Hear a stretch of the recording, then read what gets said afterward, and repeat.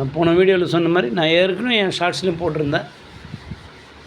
2017 இபிஎஸும் ஓபிஎஸும் பஞ்சட்டிக்கு வராங்க. ஏன்னு கேட்டால் 2 பேரும் ஒன்றாயிடுறாங்க, கட்சியை ஒன்றாக்குறாங்க, மெர்ஜ் ஆகிறதுக்காக வராங்க.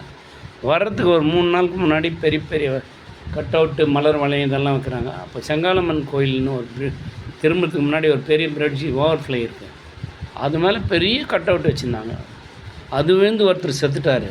ஆனால் அத்த லாரி ஏற்றி செத்த மாதிரி மாற்றி ஏதோ பண்ணி திலுமெல்லாம் பண்ணிட்டாங்க. பொதுநல வழக்காக எடுத்துன்னு போய் நான் கொடுத்தேன் அப்போது இன்ஸ்பெக்டர் பாலசுப்ரமணியன்றவர்கிட்ட. அவர் என்னை மிரட்டி அனுப்பிச்சிட்டாரு. லாரி நான் தான் என்கொயரி ஆஃபீஸர், லாரி அவர் இருக்கிற லாரி வந்து ஏறுதான். அதனால் நான் விட்டேன். இப்போவும் சொல்கிறேன், நிறைய படுகொலைகள் மறைக்கப்படுது. அது எதனால் என்ன, யாரை காப்பாற்றுறதுன்னு தெரில. அரசியல்வாதிகள் பின்புலம் தான் இது. சோழவர்த்தது தோணினாவே அதில் பெரிய ஜெயலலிதா மாவட்டம் போய் நிற்கும்.